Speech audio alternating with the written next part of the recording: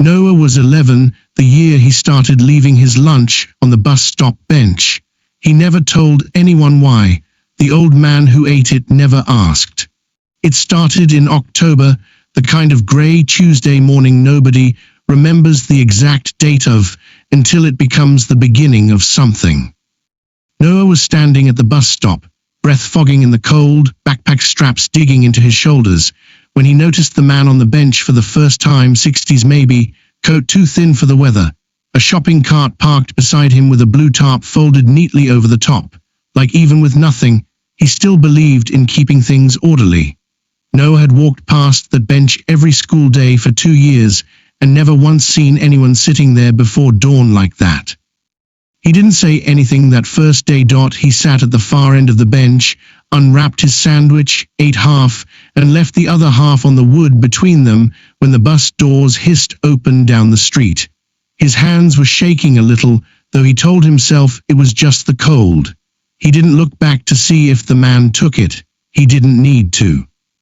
The next morning, the wrapper was gone, folded into a small, careful square and tucked under a rock at the end of the bench, like the man wanted Noah to know it hadn't just blown away, that someone had taken it on purpose and been grateful on purpose. By the second week, it wasn't half a sandwich anymore. It was the whole thing, plus whatever fruit his mom had packed, plus the granola bar he used to trade with his friend Dylan at lunch. Dylan noticed the trades had stopped and asked about it once, in the cafeteria, over trays of grey mashed potatoes. "You still got that granola bar?" "Nah, ran out this morning."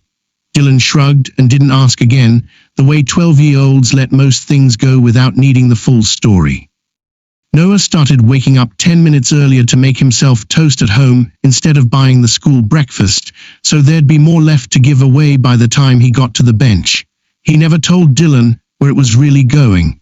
It felt like something that would sound strange out loud, even though it didn't feel strange at all in his chest. His mother, Carol, noticed before he told her anything. She always did. "He stopped bringing lunch home in your bag," she said one evening, wiping down the counter without quite looking at him, the way she did when she wanted him to feel like answering was optional. "I give it to someone at the bus stop."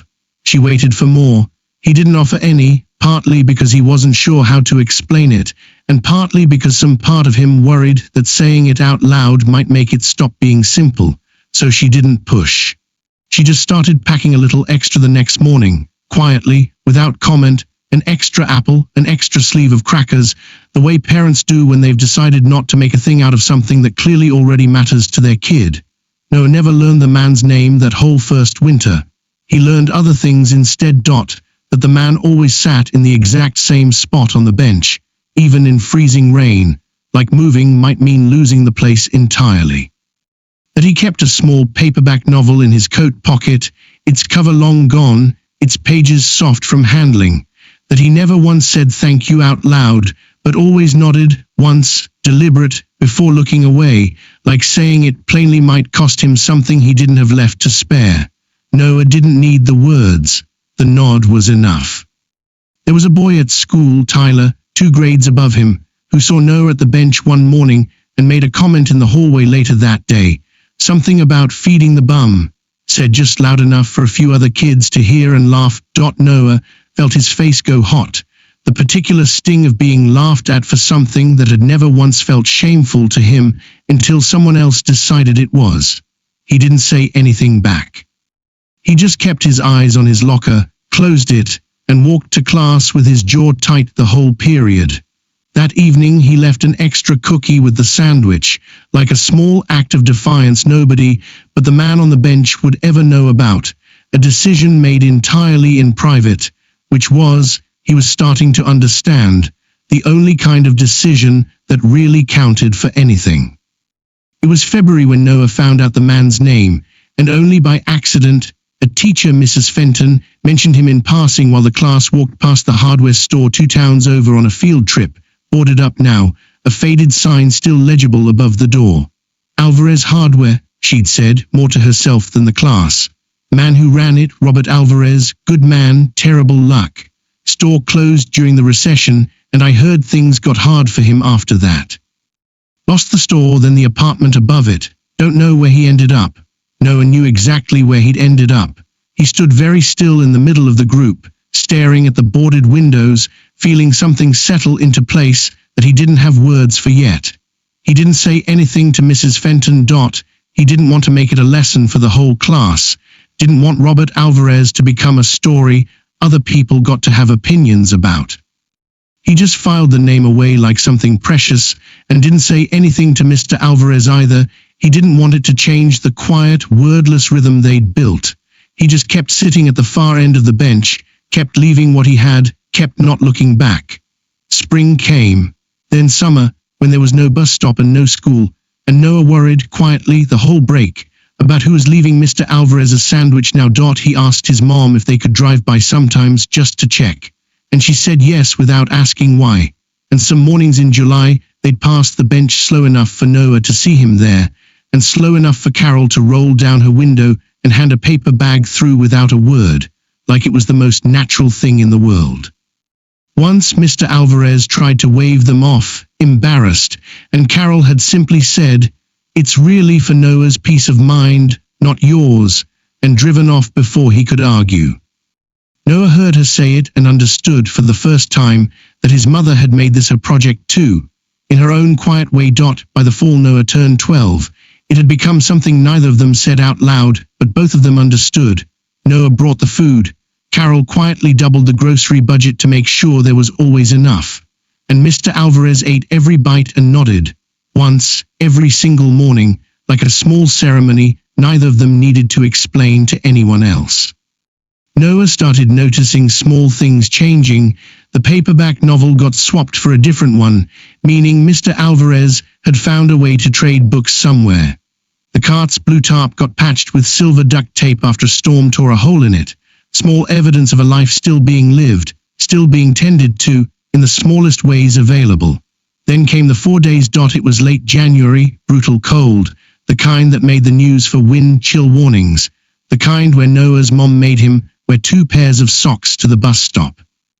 Mr. Alvarez wasn't on the bench Monday. Noah told himself maybe he'd found somewhere warmer, a shelter, a friend, something. He wasn't there Tuesday either. By Wednesday, Noah's stomach had started to feel the way it did before a test he hadn't studied for, a low, constant unease that followed him through every class, made it hard to focus on anything the teachers said. He left the sandwich anyway, out of habit, out of something that wasn't quite hope, but wasn't nothing either. It sat there through the whole school day, untouched, and was still there, frozen solid. The next morning. On the 5th day, Noah finally worked up the courage to ask the bus driver, Miss Ruiz, if she'd seen him. His voice came out smaller than he meant it to. "Hospital," she said, not unkindly, glancing at him in the mirror, softening when she saw his face.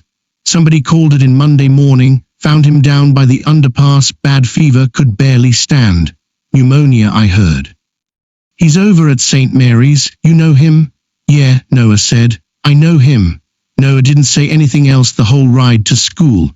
He sat with his forehead against the cold window, watching the grey town blur past, running through every possible version of what might happen next. He didn't say anything to his mom that afternoon either, not right away. He just came home, went straight to his room, and started making a card, because it was the only thing he knew how to do that felt like it might matter as much as a sandwich once had. On the front, he drew the bus stop bench in careful colored pencil, the exact bench, the exact angle, the cart with the patched blue tarp folded on top. Inside, after almost an hour of crossing things out, filling half a notebook page with false starts, he wrote only one line, "Save me a seat when you're back." His mother found him folding it at the kitchen table, eyes red, trying hard not to show it, the way boys that age try and mostly fail. "Who's that for?" "Mr. Alvarez, from the bench. He's in the hospital." Miss Ruiz said pneumonia. She looked at her son a long moment, really looked at him, the way you look at someone when you suddenly understand how much bigger something has grown than you realized, how long it had been growing right under your roof. Then, without another word, she got her coat. They drove to St. Mary's that evening, visiting hours nearly over, a tired woman at the front desk who almost turned them away until Noah stepped forward and held up the card and said quietly, "I just want to give him this, please. He doesn't have anybody else who'd come." Something in his voice made her check the room number instead of the clock. Mr. Alvarez was awake when they came in, thinner than Noah remembered, and four taped to the back of one hand, a heart monitor beeping steady and slow in the dim room, the paperback novel sitting closed on the little rolling table beside the bed. He looked at the boy standing hesitantly in the doorway for a long moment, and then his face changed. Recognition, then something closer to disbelief. "You're the sandwich," he said, voice rough, and it came out as half a laugh that turned into a cough. "I'm Noah." "I know," Mr. Alvarez said, when he'd caught his breath. "Nurse asked my name for the chart when they brought me in. First time I've said it out loud in I don't know how long, longer than I'd like to admit, if I'm honest with you." Noah crossed the room and handed him the card. Mr. Alvarez took it with hands that shook slightly, cold or something else, and opened it slowly. He read the one line inside. He didn't say anything for a long moment, his jaw working, his eyes moving over the drawing of the bench like he was looking at a photograph of somewhere he'd loved and lost. When he finally looked up, his eyes were wet in a way he didn't try to hide, not from a kid who'd apparently been quietly keeping him alive for over a year without ever once asking for anything back. "Every morning," he said, "for a year and a half, I told myself somebody out there still saw me, still thought I was worth something, even if they never said it out loud. I pictured all kinds of people it might be, church folks, maybe, doing their good deed. I never once pictured an 11-year-old on a school bench, freezing his own hands off to make sure I ate. 12 now," Noah said. "I had a birthday in September." Mr. Alvarez laughed, really laughed this time, the kind that turned into another cough, the kind that brought the nurse to the doorway to check on him, the kind that made Carol step forward with a hand on his shoulder until it passed, and he waved her off gently, still smiling.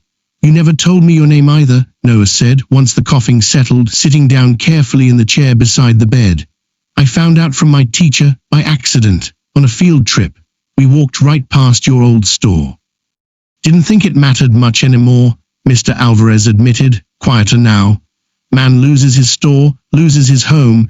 People stop asking his name pretty quick after that. You get used to being nobody in particular.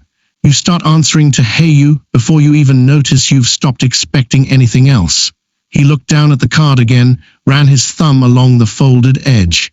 "You made me somebody again, every single morning, and you never even knew you were doing it. Or maybe you did. Maybe that's exactly what you were doing." Carol didn't say much on the drive home. She didn't need to. She just reached over at a red light and squeezed her son's hand once, the same way Mr. Alvarez used to nod. A whole conversation in one small gesture. When they got home, she made him hot chocolate without being asked, and they sat at the kitchen table a long time without talking about anything at all, just being quietly glad the day had ended the way it had.